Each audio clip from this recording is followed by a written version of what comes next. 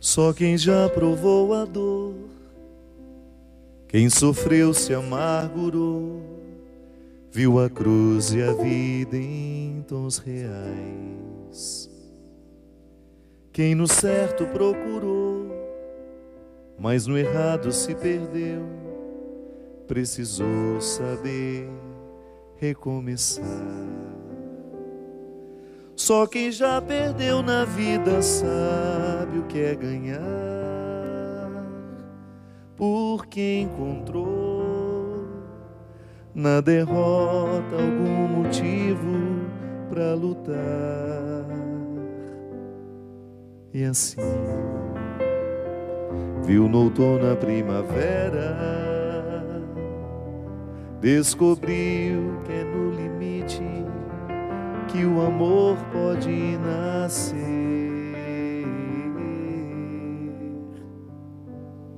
que o verso tem reverso, que o direito tem o avesso, que o de graça tem seu preço, que a vida tem contrários e a saudade é um lugar que só chega quem amou, e o ódio é uma forma tão estranha de amar, que o perto tem distâncias, que o esquerdo tem direito, que a resposta tem pergunta e o problema solução, e que o amor começa aqui, no contrário que há em mim, e a sombra só existe quando brilha alguma luz.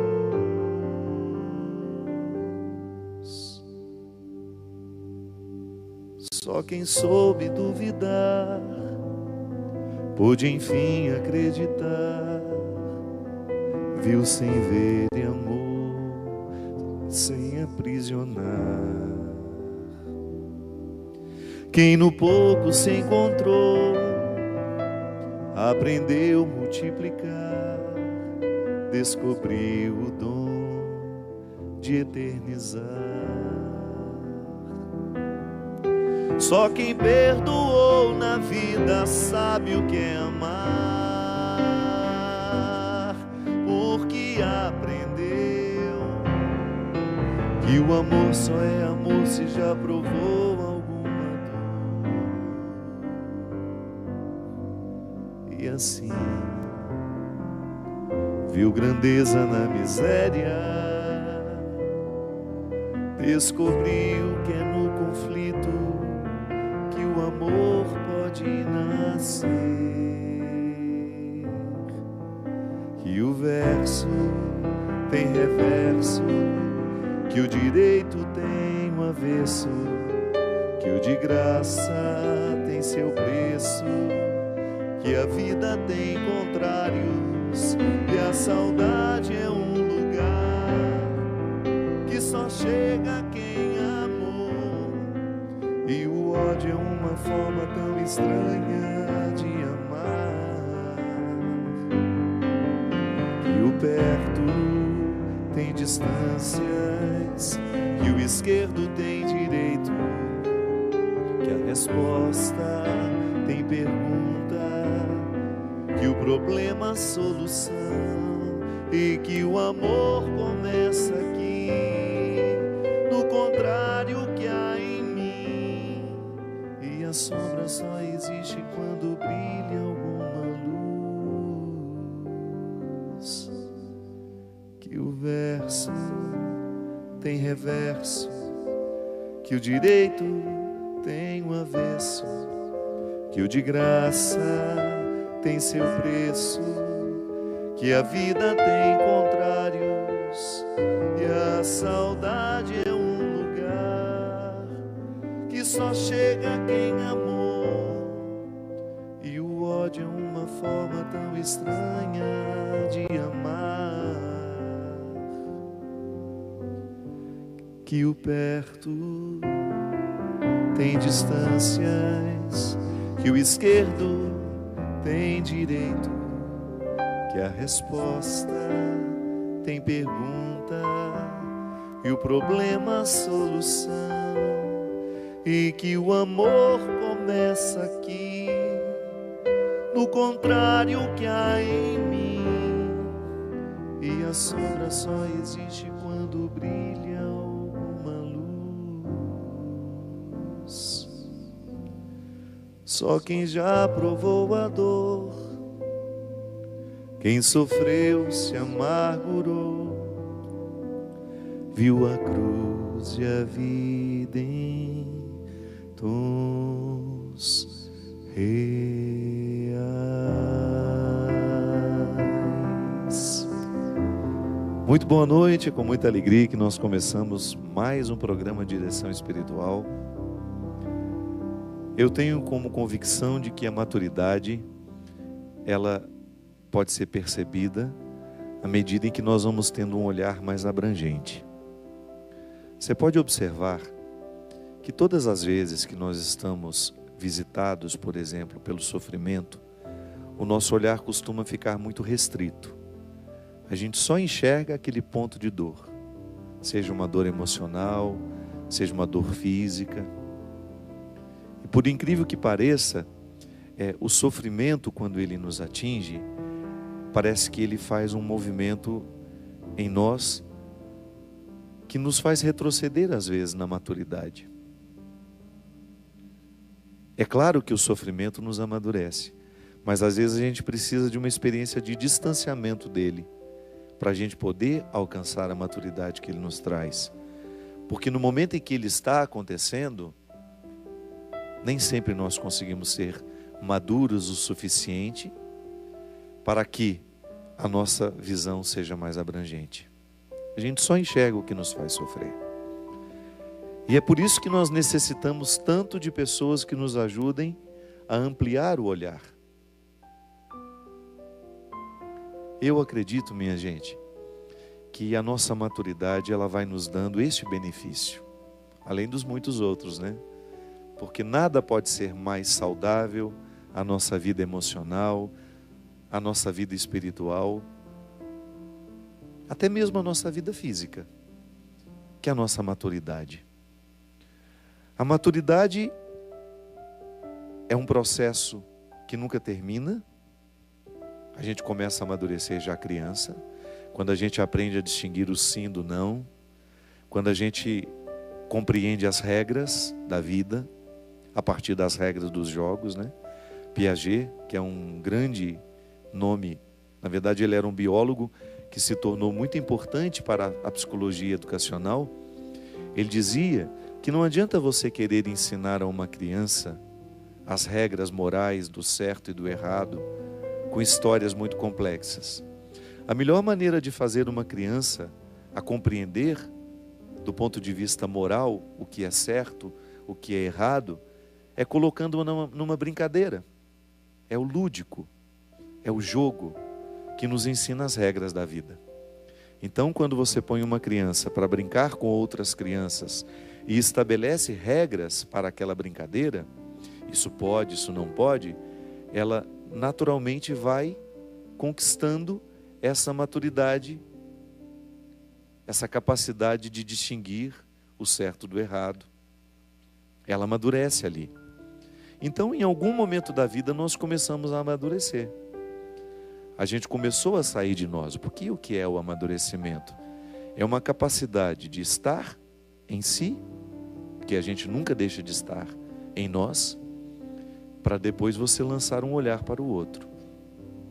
Não dá para fazer o contrário, do olhar de fora vir para dentro, não. É sempre um movimento que inicia em nós. Toda a visão que eu tenho do mundo parte da visão que eu tenho de mim. É por isso que às vezes a gente encontra pessoas muito pessimistas com as outras, né? Não acredita em ninguém, não acredita na bondade do mundo. É porque ela não se enxerga uma pessoa boa. Então ela faz uma leitura de si, não encontra muita coisa interessante, aí ela começa a fazer a leitura de todo mundo da mesma forma como ela se lê.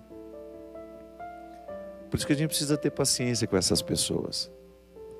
O que a gente precisa ensinar e aprender o tempo todo é que o olhar que nós temos sobre nós, ele é determinante no olhar que nós temos sobre os outros. É assim que a gente amadurece, com um olhar particular, íntimo, para dentro, que depois me proporciona olhar os outros também. E as nossas relações humanas, elas vão ficando muito mais saudáveis à medida em que este olhar que me joga para dentro e que depois me devolve para o outro é maduro. Um olhar maduro, por exemplo, ele não se prende ao pouco do que o outro me revela. Porque às vezes nós temos a ilusão de que conhecemos o outro, mas nós só temos algumas pinceladas. O imaturo diz: eu já sei quem é você. O maduro vai dizer: eu sei algumas coisas sobre você, mas eu não sei a totalidade. Você sabe por quê? Nem o outro conseguiu chegar à totalidade do autoconhecimento. Como é que eu vou dizer que já sei tudo sobre o outro, se eu muito pouco sei sobre ele? Nós estamos, por exemplo, numa época em que a gente se comunica com muita facilidade. Então, muito facilmente também a gente tem opiniões sobre as coisas, sobre as pessoas. E muitas vezes ali, no momento em que a gente emite as nossas opiniões, nós não fazemos outra coisa senão demonstrar a nossa imaturidade, a pressa em dizer. É impressionante como hoje nas redes sociais uma pessoa é facilmente crucificada por uma notícia que saiu sobre ela. Uma notícia que nós nem sabemos se corresponde à verdade, porque a notícia pode ser distorcida. Ou então alguém viu um detalhe daquela pessoa e classifica aquela pessoa a partir do detalhe que viu. Isso é imaturidade. E é por isso que a maturidade combina muito mais com o silêncio. Não tenho o que dizer ainda. Preciso formatar a minha opinião. E pode ser que eu chegue à conclusão de que eu não tenha condições de dizer nunca alguma coisa sobre aquele fato, por causa dos limites que eu possuo, de não ter conhecido o fato como ele merecia ser conhecido, para que eu tivesse uma opinião sobre ele. Você já imaginou como a gente conviveria melhor se a gente deixasse cair por terra essas pretensões? De achar que sabemos tudo sobre o outro, de fazer os nossos julgamentos de forma tão apressada sobre os outros, de enclausurar os outros nas nossas opiniões, nos nossos achismos. Tanta gente achando nos dias de hoje, tão pouca gente sabendo de fato. Nós somos imaturos quando nós não somos capazes de compreender o outro como totalmente outro. Isso é uma linguagem filosófica que pode parecer difícil, mas não é não.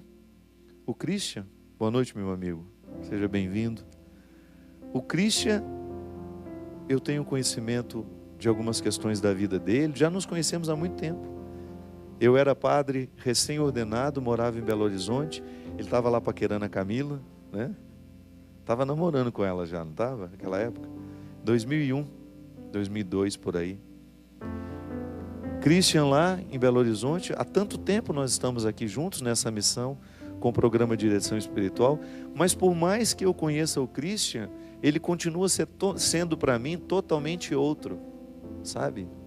Isto é, a minha razão não abarca, a minha razão não pode esgotar o Christian, nem a Camila, que é a esposa dele, que dorme com ele toda noite, que convive com ele 24 horas.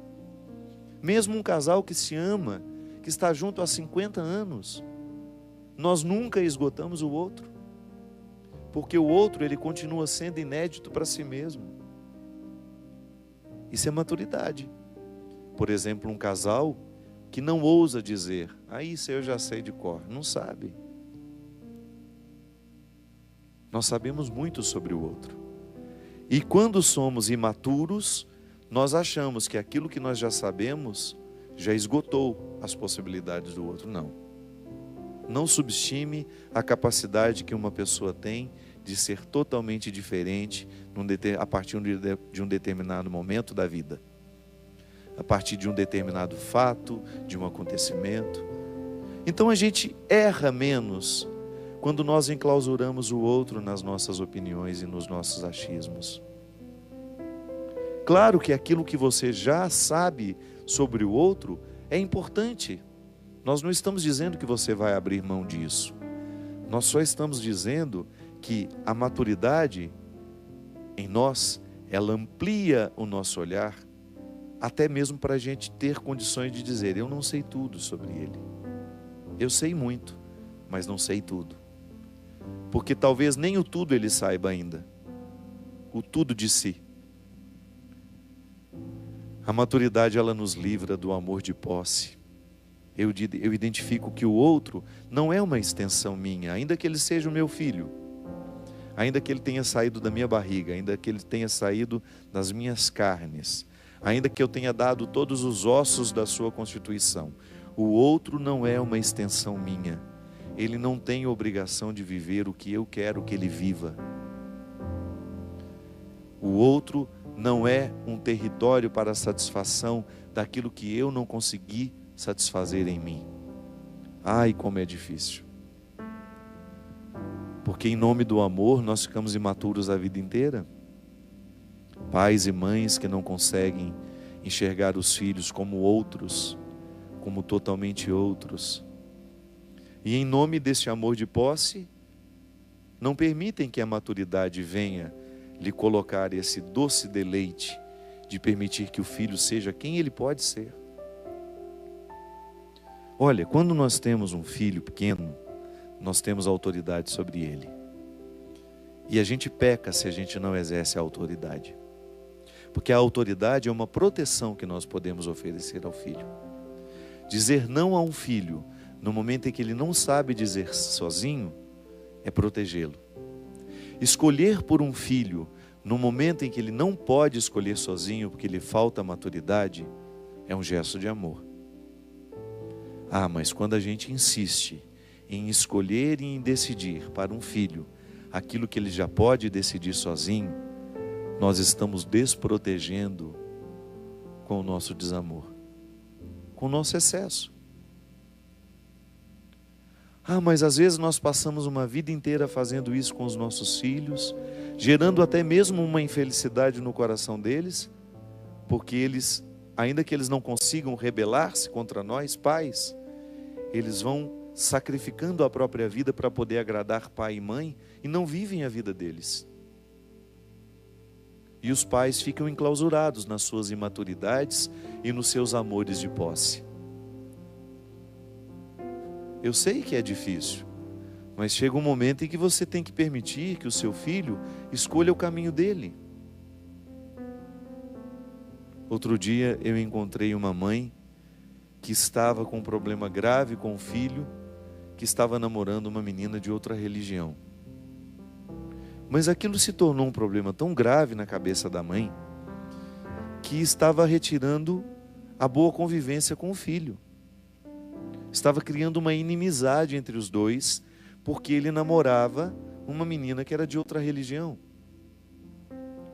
E eu não consegui entender aquele sentimento, e eu não quis fazer julgamento, então eu apenas observei.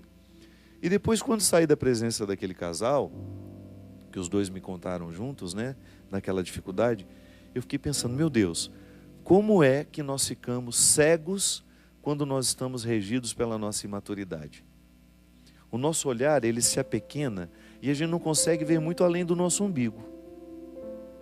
E se eu não vejo muito além do meu umbigo, muito menos eu vou ver o outro que precisa da minha compreensão e do meu olhar mais amplificado. Você já imaginou você perder a amizade do seu filho porque ele escolheu namorar uma moça que não é da mesma religião que ele? Aí eu perguntei, mas ela tem desvio de caráter? É uma pessoa má? Não, pelo contrário, de uma família muito tradicional, evangélica, que tem uma tradição muito bonita, uma família bem estruturada. Mas onde é que está o problema em permitir que o menino faça essa escolha? Não, e o pior é quando eu identifiquei que os pais começaram a criar um mecanismo de defesa para que eles pudessem ter razão, colocando a menina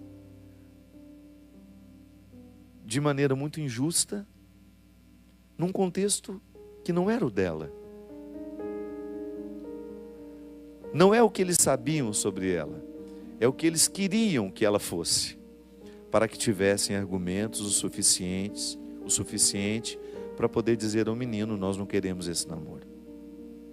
Mas esse menino não é uma criança.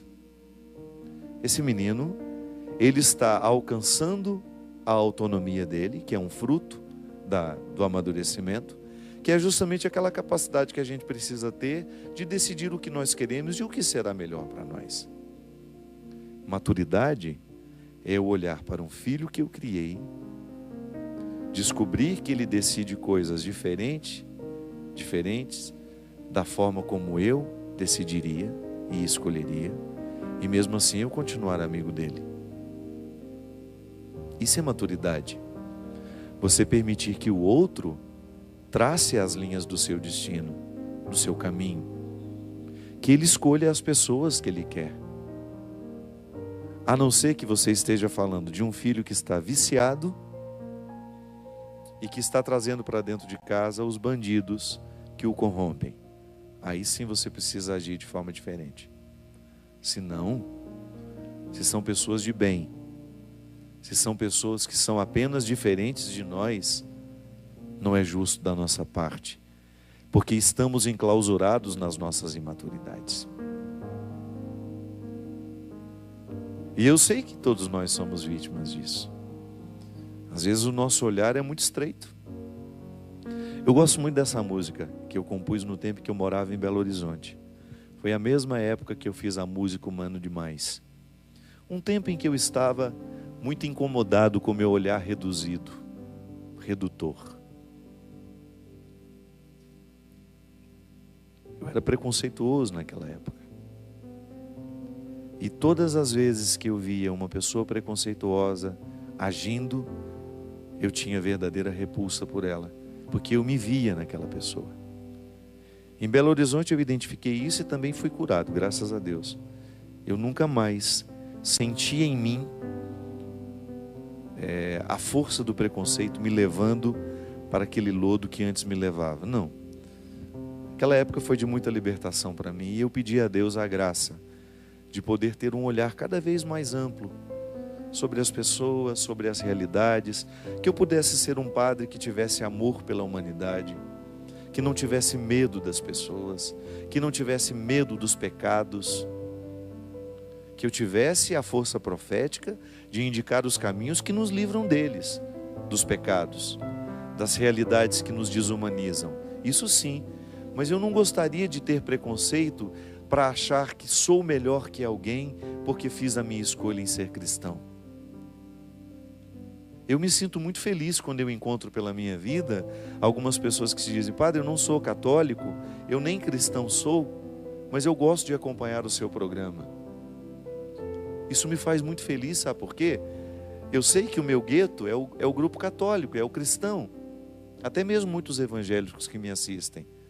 Mas saber que nós estamos falando de Deus, de uma forma que as pessoas se identificam, independente de qual seja a sua religião, eu me sinto muito mais completo, porque essa é a minha proposta. Eu acredito que quanto mais Deus entra na nossa vida, mais a gente vai ampliando o nosso olhar. A gente vai olhando para a pessoa, para as situações que envolvem esta pessoa, e a gente vai se sentindo mais próximo dela. É muito ruim quando a gente tem um olhar redutor, porque a gente se distancia do filho, se distancia do pai, da mãe, do amigo, do irmão, por causa dos nossos preconceitos, por causa da nossa visão limitada. E refletir, minha gente, é a maneira mais eficaz que nós temos de ampliar o mundo.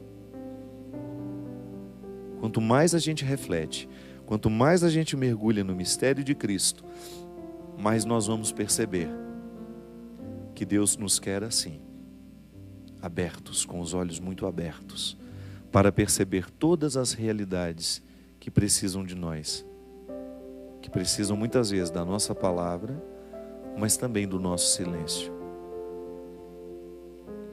Um Deus que muda o nosso jeito de ser gente, porque senão a nossa religião não serve para nada. Um Deus que modifica o nosso jeito de ser pai, que nos ajuda a trazer para perto esse filho que nós ficamos expulsando com os nossos excessos de regras, ou esse filho que nós estamos perdendo pela falta de regras.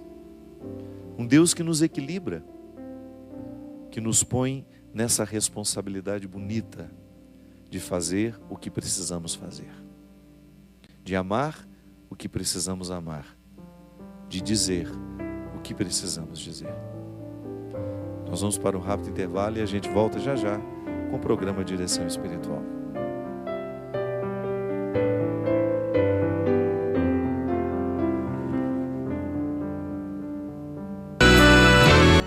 Estamos de volta com o programa Direção Espiritual. Muito obrigado você que está ligado conosco, você que nos divulga, você que faz a Canção Nova acontecer. Nós estamos aqui hoje muito felizes porque acabou de chegar, ficou pronto hoje o livro escrito pelo repórter Rodrigo Alvarez. Quem não sabe, o Rodrigo Alvarez é aquele moço que nos dava notícias do Oriente Médio, correspondente da Rede Globo, autor do livro Aparecida e também do livro Maria. Também escreveu um livro sobre o Haiti, né? Haiti depois do inferno, uma coisa assim. O Rodrigo, durante quase 2 anos, ele investigou a minha vida. Foi muito confortável, não, porque a gente acaba, né? Eu já até contei aqui, tendo que recordar fatos, situações que não foram muito felizes, que não foram muito agradáveis. E ele me deu de presente, na verdade, a minha história. Eu confesso para vocês que existem fatos aqui referentes aos meus antepassados que eu desconhecia. A família do meu pai, por exemplo, sempre foi muito estranha para mim. Nunca tive muito contato, a não ser com os irmãos do meu pai. Como todos foram falecidos e eu era ainda menino, eu tenho uma saudade muito intensa de uma das irmãs do meu pai, que era a tia Lourdes, que inclusive eu faço uma homenagem numa música do CD Tom de Minas, em que eu canto, né? Primavera na janela, tia Lourdes no portão, a vida procurando quem por ela tem paixão. Eu me lembro da tia Lourdes como aquelas figuras que realmente ficaram fixadas em mim, como um ser humano precioso, um ser humano que eu gostaria de ser parecido. Ela era muito parecida com meu pai fisicamente também. Enfim, o livro Humano Demais, a minha biografia, são quase 500 páginas, ficou um livro bastante substancioso, com muitas fotos, fotos que nem eu sabia que existiam, do meu passado, da minha infância, dos meus amigos, de momentos importantes da minha vida. Ele garimpou, são quase 200 entrevistas. E essa biografia, ela será uma forma que nós também temos de ajudar a Canção Nova a fechar as contas deste mês, deste ano, a virar o ano sem dívida. Porque será vendido aqui também, intensamente aqui na Canção Nova, e nós sabemos que tudo aquilo que é comprado por vocês aqui, através do Davi, que é o departamento de audiovisuais, vocês estão ajudando a Canção Nova, o projeto Dai-me Almas. Você que está assistindo hoje pela primeira vez, esse canal não sobrevive de outra coisa senão da colaboração dos sócios. Nós não temos intervalo comercial, você pode observar. A única coisa que nós anunciamos aqui são os produtos produzidos mesmo pela Canção Nova ou produzidos por outros, como esse livro, que é produzido pela Editora Globo, mas vendido aqui. Então, é um livro da Editora Globo, mas a Canção Nova vai vender e ter a oportunidade também de ajudar a pagar as contas aqui. Na Canção Nova nós teremos um dia muito especial de lançamento, que será no sábado do Osana.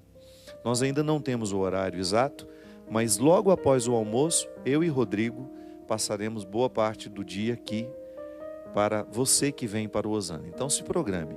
Se você sabe que virá, você vai se informar quando chegar aqui, onde é que você vai encontrar-se comigo e com o Rodrigo, para que ele possa autografar e você poder levar. Comprando aqui você vai nos ajudar muito. Ou então, pelo telefone, né? Não sei se hoje já está disponível, eu acho que não. Ou já está na pré-venda? Então, se você ligar, você já pode fazer a sua aquisição aqui também, através do telefone 012 3186 2600. A minha querida diretora vai colocar no GC aí, para esse número você ficar atento e atenta também. E nós teremos uma agenda extensa de lançamento pelo Brasil. Nós começaremos agora, no dia 20, próximo domingo, nós estaremos na livraria do Shopping Morumbi, lá na Travessa, né? Eu vou conferir aqui para não falar errado. Isso mesmo, não, desculpe-me. No dia 20, no próximo domingo, a partir das 16 horas, em São Paulo, capital, na livraria Saraiva do Shopping Morumbi. Mas antes eu quero convidar o povo de São José dos Campos. Próximo sábado, dia 19, eu estarei aí com o show A Estrada Sou Eu. E lá também nós vamos ter o livro à venda na entrada do show. No dia 21, nós estaremos em Curitiba, nas livrarias Curitiba, que fica lá no Shopping Curitiba, a partir das 19 horas. No dia 22, terça-feira, estaremos no Rio de Janeiro, a partir das 17 horas, na Livraria da Travessa, no Barra Shopping. Então, na terça-feira, dia 22, estaremos no shopping, no Barra Shopping, na Livraria da Travessa, a partir das 17 horas. No dia 24, quinta-feira, estaremos em Goiânia, na FENAC, lá no Shopping Flamboyant. No dia 25, estaremos em Brasília, na Livraria Cultura do Shopping Iguatemi, a partir das 19 horas.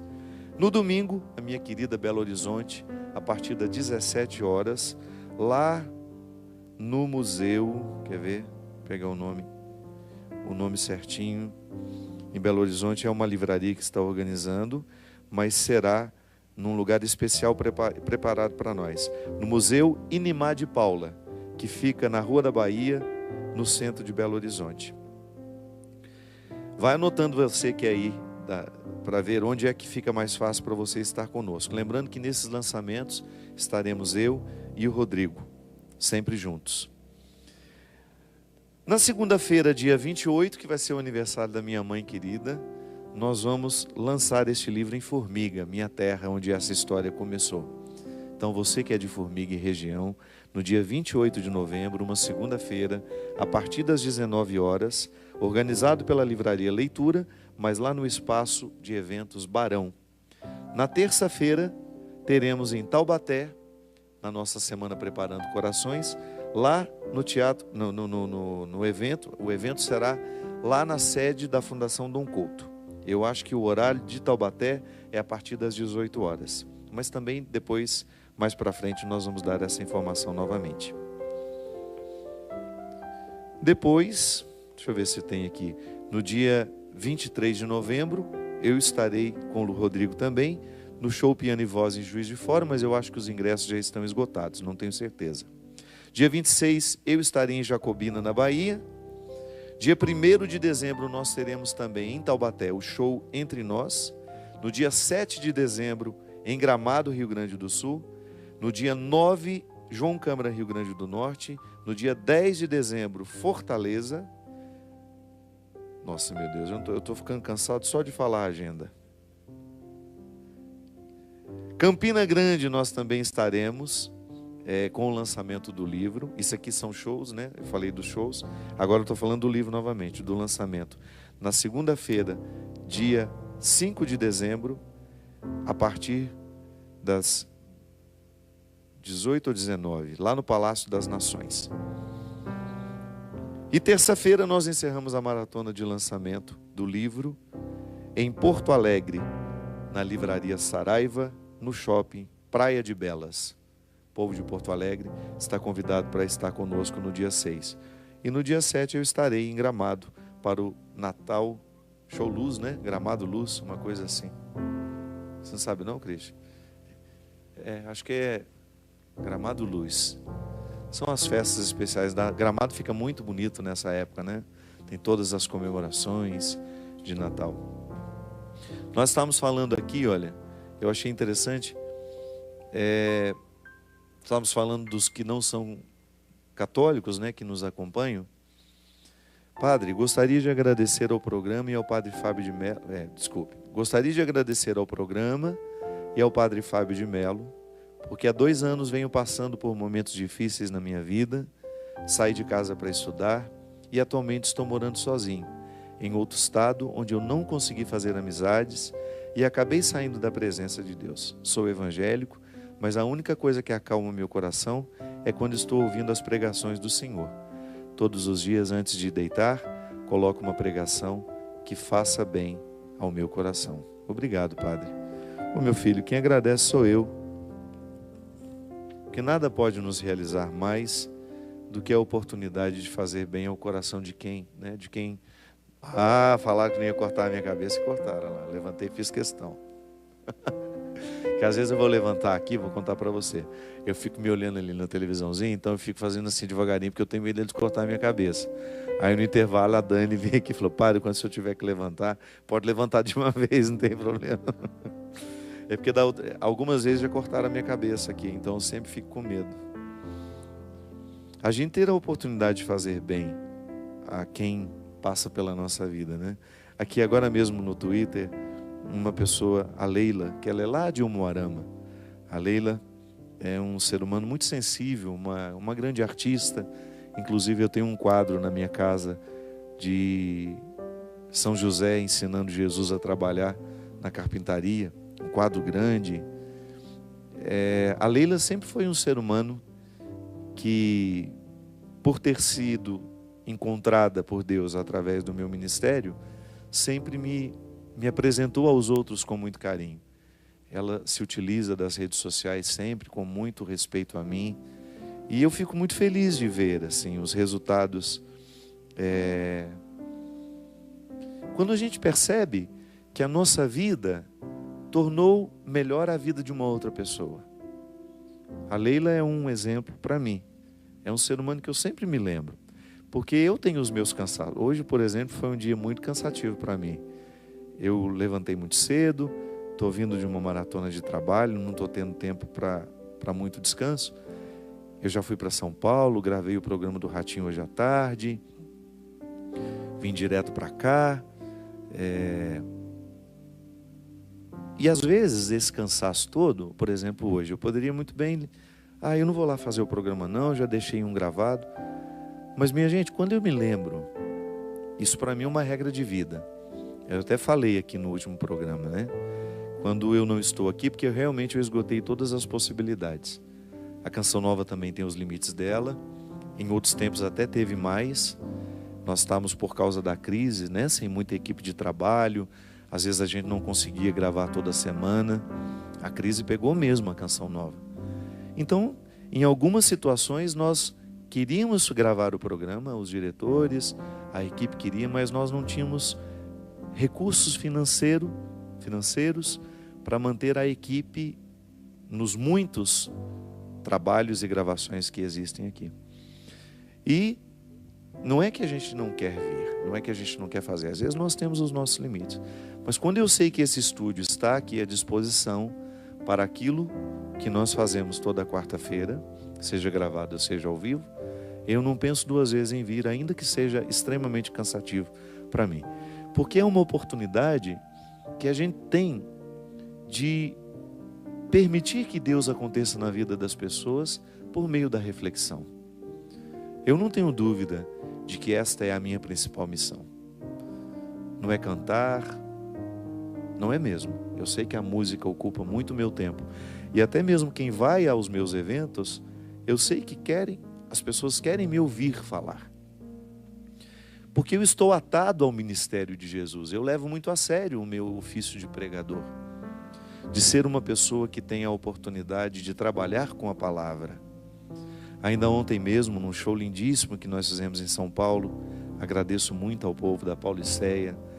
Nós tivemos ontem lá no Espaço das Américas, aquela casa linda, lotada. Eu falei sobre isso lá. Eu falei, às vezes nós não temos noção de como uma palavra dita por nós pode provocar o bem. De como uma palavra pode desencadear a paz, a reconciliação.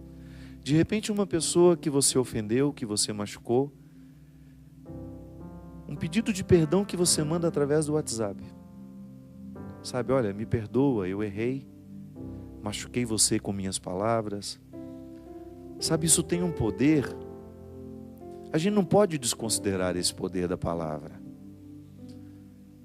E eu levo muito a sério essa palavra que está à minha disposição, através de tudo aquilo que eu sei do Evangelho, que eu estudo diariamente, e de tudo aquilo que eu estudei ao longo da minha vida. Tudo foi complementar, até os romances que eu li na minha adolescência, porque eu sempre fui um leitor voraz, sempre gostei de literatura. Quantas vezes um livro que eu li na minha adolescência, eu consegui trazer para o contexto das minhas pregações, e consegui unir aquele romance aos ensinamentos de Jesus, ou aqueles personagens àquilo que eu estava precisando dizer. Nós não podemos desconsiderar que uma palavra nossa pode fazer viver o que está do outro lado. E a gente sabe que o contrário também é verdadeiro. Nós muitas vezes matamos o outro com a nossa palavra. Nós matamos quando somos rudes, quando mentimos, quando somos grosseiros. Quantas vezes eu vejo a alegria de uma pessoa ir embora porque alguém perdeu a oportunidade de ser educado, só isso. A gente passa pela vida de tantas pessoas, né? E às vezes a gente perde a oportunidade de sermos educados, só isso. Não é fazer um discurso para o outro, não. É utilizar-se da gentileza. É você poder dizer de maneira delicada, até mesmo o que precisa ser dito de forma mais dura. Há uma forma mais elegante de dizer, de chamar a atenção. Então eu fico muito tocado quando vejo assim, que a nossa palavra está causando, quando a nossa missão está causando um benefício do coração do povo, né? Inclusive hoje eu acabei de receber aqui também um presente, queria mostrar. Ele é português, né? Querido Chair Raemani. Vem cá, meu querido, vem cá. Você está bonzinho? Graças a Deus. Seja bem-vindo. Muito obrigado. Seja bem-vindo. Apresente para nós o seu livro. Este é um livro de poemas, refletindo em Você Deus, é português, né? versos para rezar. Isso, padre. Português, de onde? De Lisboa, nasci em Lisboa, graças Terra a Deus. feia aquela sua, né? Você sabe que eu sou apaixonado pela sua terra. Se pudesse, viraria um lisboeta, ainda que fosse por uns tempos. Quem sabe? Uma alfacinha. É verdade. Mas o Chair me procurou há muito tempo. Tem quanto tempo que você ficou? Foi em dezembro. Dezembro do ano passado. Eu te enrolei até quando? Foi em dezembro. Foi em dezembro, a gente foi conversando e mais ou menos em março, abril, o padre entreguei o prefácio. A apresentação. É uma apresentação, justamente. Isso. Ele escreveu um livro de poemas que nos ajudam a rezar. Com certeza, padre. É um livro de poemas, eu vejo assim, bem providencial o padre ter falado do amadurecimento, do sofrimento, porque também na nossa vida religiosa nós sofremos. Nós temos os nossos sofrimentos que nos levam a amadurecer. E aqui neste livro, com esses poemas, nessas experiências sofridas, mas também de alegrias, eu fui pondo em versos formas que as pessoas também poderiam amadurecer e saber vivenciar os seus sofrimentos na sua vida cotidiana. Tive a honra de contar com a sua apresentação, desde já agradeço, porque um poeta, meu nome Chair quer dizer poeta, e um poeta sempre tem também poetas a seguir. O primeiro poeta é Deus, mas aqui eu tenho também o exemplo do Senhor como poeta vencedor nos seus sofrimentos, nas suas batalhas e no seu foco essencial, que é a evangelização. Querido, então, muito obrigado, viu? Obrigado pela oportunidade que você me deu de estar com você nessa obra e também pela oportunidade que você tem de oferecer ao povo a beleza que nos ajuda a rezar. Com certeza. E evangelização. É isso que eu mesmo. Que exprimirei aqui também. Muito obrigado, viu? Obrigado. Que Deus o abençoe cada vez mais. Obrigado mesmo.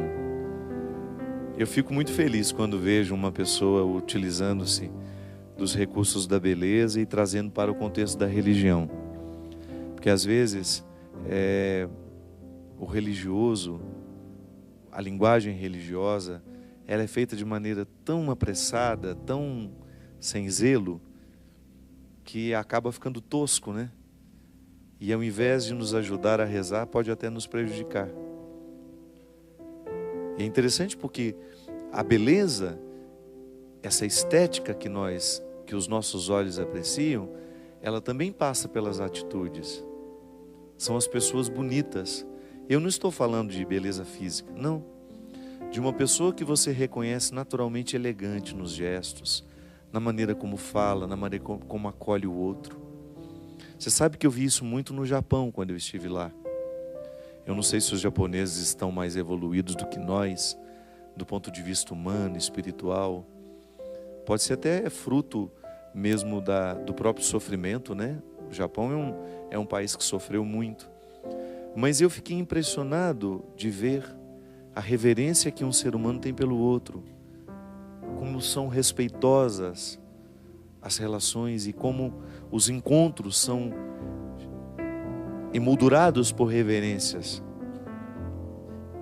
Ali eu senti muito Deus. E você sabe que em muitos momentos eu me emocionei só de observar as pessoas. Não entendi uma palavra do que elas estavam dizendo, mas eu ficava emocionado de ver como eram bonitas aquelas pessoas. É como se elas estivessem num outro nível de evolução. Já tivessem encontrado respostas que eu ainda estou procurando. Sabe, seres humanos já marcados por uma luz, por um jeito novo de ser. E eu desejo, né, cada vez mais a beleza faça isso com a gente. Provoque-nos o encantamento e naturalmente transforme-nos para que a gente também fique seres encantados e encantadores. É isso que o Evangelho faz com a gente. Na minha viagem à faixa de Gaza, tive a oportunidade de conhecer o Padre Mário, um ser humano que me encantou. As irmãs, então, de Teresa de Calcutá, que estavam lá naquele lugar, naquele abrigo, cuidando daquelas crianças, como me encantaram pela delicadeza, pela forma bonita com que escolheram viver ali. Sem dúvida, um aprendizado que a gente guarda para o resto da vida. A gente também precisa ser assim, né? Provocar o encantamento por onde a gente passar. Bem, minha gente, eu quero me despedir dizendo que vai ser uma semana em que eu vou encontrar muitos de vocês. Se Deus quiser, estaremos juntos nessas cidades que nós anunciamos aí. Quero contar com a sua oração neste tempo de muito trabalho. Final de ano nós estamos trabalhando muito. Conto com a sua oração. Conto também com a sua cooperação. Você que vai ao encontro conosco, que vai aos lançamentos. Lembre-se que é o lançamento da biografia, viu? Não sai de casa com esse balaio de produtos, não. Nem do Rodrigo, nem do meu, porque nós não vamos ter tempo. Porque às vezes a pessoa vai para o lançamento da biografia e leva aquele balaio de livros que ela tem em casa. Todos os livros do Padre Fábio de Mello. Todos os CDs do Padre Fábio de Mello. Não, pelo amor de Deus, vai, leva o seu coração, seu amor e a sua paciência com a gente. O autógrafo vai ser do livro, só aquele que está ali em cima da mesa, a biografia, viu? Ajude-nos. E se você vê um coleguinha lá na fila, já fala: Padre Fábio de Mello está muito cansado. Rodrigo Alvarez está muito cansado. É um autógrafo atrás do outro, é uma cidade atrás da outra, e a gente vai ficar, de fato, exauridos. Mas a gente quer receber a todos com muito carinho. E se as regras forem cumpridas, a gente vai ter tempo de atender todo mundo que estiver por lá. Muito obrigado. Obrigado pelo carinho, obrigado pela oportunidade de estarmos aqui. Prepare o seu coração, muito em breve nós vamos ter o tempo do Advento, que é o tempo de conversão, um tempo intenso de conversão nas nossas vidas. Vamos fazer uma faxina na nossa alma, vamos fazer uma limpeza nas nossas gavetas espirituais, para que a gente retire todo o excesso que nos priva de ter esse olhar bonito, de ser um ser encantado e de ter cada vez mais uma visão mais ampla das situações e das pessoas, para que a gente possa viver bem. Afinal de contas, seguir Jesus é a gente ser parecido com Ele. É a gente ter um coração semelhante ao dele. É isso que nós queremos. coração semelhante ao dele. A começar pela maneira como nós olhamos. Esse olhar que vai ficando cada vez mais amplo, menos preconceituoso, muito mais amoroso. Mais certo do que é certo, do que é errado, mas ao mesmo tempo também paciente com aqueles que escolheram diferente de nós. Derrame sobre o nosso coração, sobre a nossa vida, a bênção e a proteção do céu, do Deus Todo-Poderoso, Pai, Filho e Espírito Santo. Amém. Semana que vem tem um programa especialíssimo com a doutora Gisela Savioli falando sobre nutrição e espiritualidade. Não perca. Que o verso tem reverso, que o direito tem o avesso, que o de graça tem seu preço, que a vida tem contrários e a saudade é um lugar que só chega quem amou, e o ódio é uma forma tão estranha de amar. Que o perto tem distâncias, que o esquerdo tem direito, que a resposta tem pergunta e o problema solução, e que o amor começa aqui, no contrário que há em mim, e a sombra só existe quando